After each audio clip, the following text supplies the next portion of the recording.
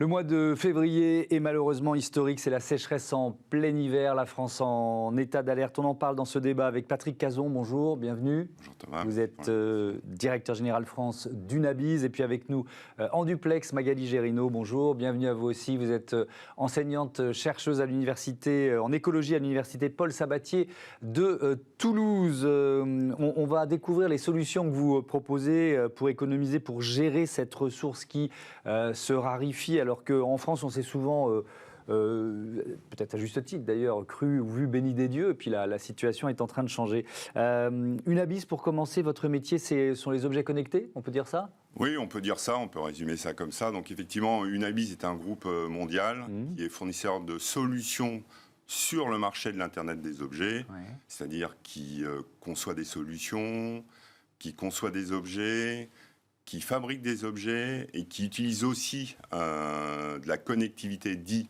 bas débit, 0G, pour accompagner les entreprises et les organisations dans une croissance durable. Ouais. La question de l'eau, on va vraiment parler essentiellement de ça dans ce débat, sont les solutions liées à l'eau, vous en proposez depuis longtemps ou c'est finalement un nouveau business ? Oui, heureusement, les entreprises et les collectivités locales, notamment en France, utilisent. On ne peut gérer que ce qu'on peut mesurer. Oui. Et donc, commencer à mesurer à travers des compteurs d'eau pour remonter des informations, ça existe depuis plusieurs années, donc on sent une accélération. Et effectivement, on reparlera de ce qu'on a mis en place et des économies d'eau qu'on peut générer grâce à ce type de technologie ou de solution d'Internet des objets. Oui, parce que je voulais évidemment donner aussi la parole tout de suite à Magali Gérinot pour que vous nous présentiez cette alternative que vous êtes en train de tester, de mettre en place en matière de recyclage de l'eau. De quoi s'agit-il ? Oui, bonjour, merci de cette invitation. Effectivement, nous, on a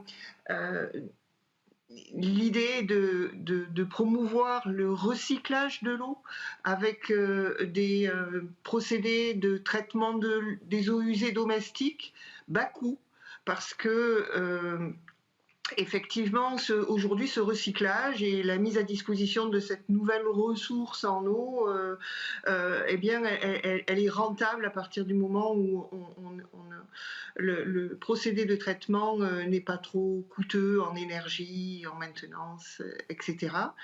Et on a une plateforme de filtre à titre de démonstrateur pour apporter la preuve du concept sur ces procédés de traitement verts qui mettent en œuvre la biodiversité, en fait, la biodiversité pour nous aider à épurer les eaux qui arrivent. Alors donc, on a vu une image rapidement de ces filtres. Est-ce que vous pouvez peut-être nous les décrire et puis peut-être commencer à nous dire, parce que ce qui est surprenant, étonnant, c'est le rôle joué par les vers de terre dans ce procédé. Oui, alors ces filtres sont des procédés qui sont utilisés depuis longtemps, en fait. On sait que les sols drainent les eaux et les épurent déjà grâce aux micro-organismes qui sont à l'intérieur. À Toulouse, on avait la prairie des filtres qui permettait d'alimenter la ville en eau épurée de la Garonne. Aujourd'hui, les filtres sont plantés pour améliorer encore le procédé, permettre l'infiltration plus facile de l'eau dans ces sols.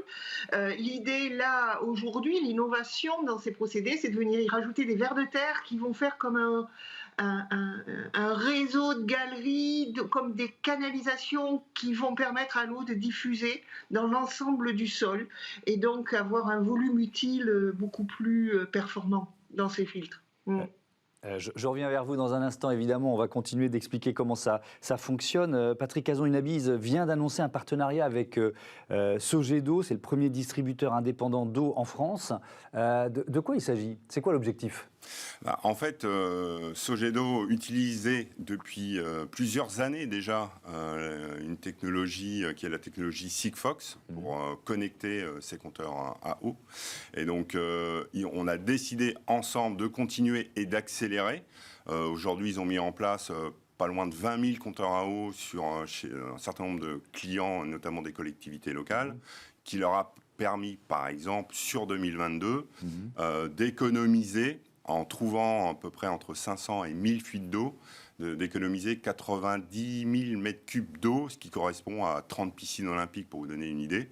Donc, c'est de continuer à accélérer en rajoutant certains capteurs, comme par exemple la qualité de l'eau ou la pression de l'eau.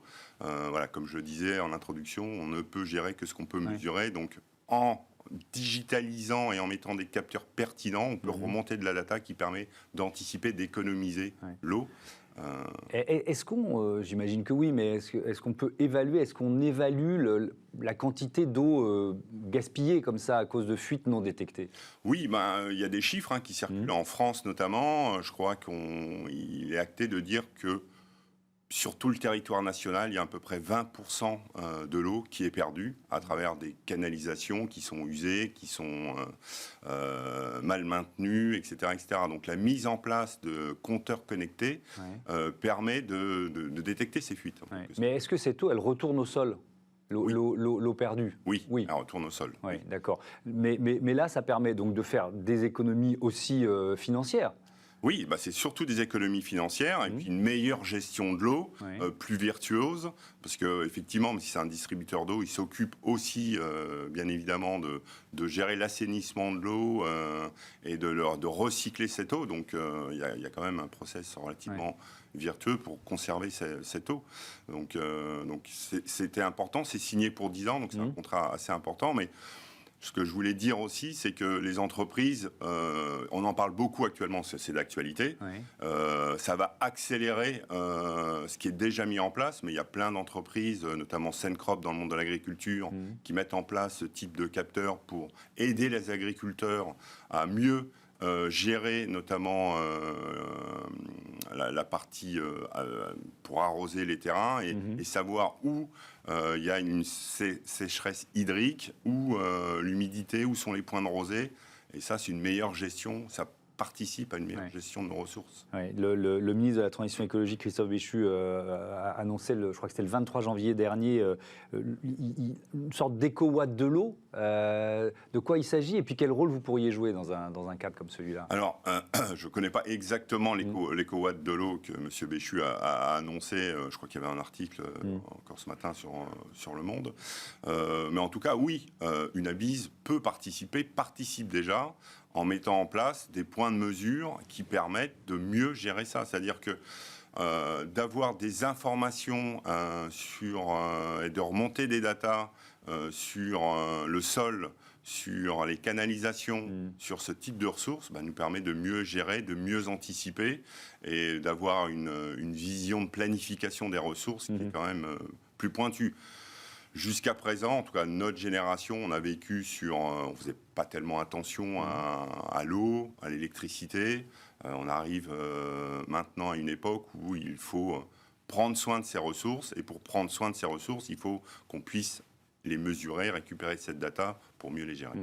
Magali Gérinot, vous parliez de preuve de concept tout à l'heure. Vous en êtes où de la mise en œuvre de cette solution et peut-être aussi quels sont les freins au déploiement de votre innovation? Mais en fait, je dois dire que ce dispositif-là qu'on a sur le campus de l'université Paul Sabatier, c'est quelque chose qui a été financé dans le cadre d'un projet Interreg Sud-Ouest Transnet, qui vise à développer ce qu'on appelle des laboratoires ouverts pour l'innovation. Alors, dans le dispositif Néocampus, qui est un rassemblement de scientifiques de l'université de Toulouse 3. On essaye de rassembler des chercheurs de différentes disciplines pour faire avancer l'innovation, donc là, au service du recyclage de l'eau. On a, et dans ce projet Transnet, l'idée, c'était de faire des Living Labs pour les différentes ressources, comme l'électricité, par exemple, mais bon, concentrons-nous sur l'eau. Nous, on a des filtres qui fonctionnent déjà, on le sait, grâce aux plantes et aux micro-organismes. L'innovation que l'on essaye de montrer, c'est comment les invertébrés sous la forme de vers de terre vont permettre de filtrer plus rapidement, d'améliorer les performances de ces filtres, si bien qu'on va pouvoir avoir des systèmes plus compacts qui vont se loger plus facilement alors, dans les quartiers, en zone urbaine, mais aussi sur le reste des territoires.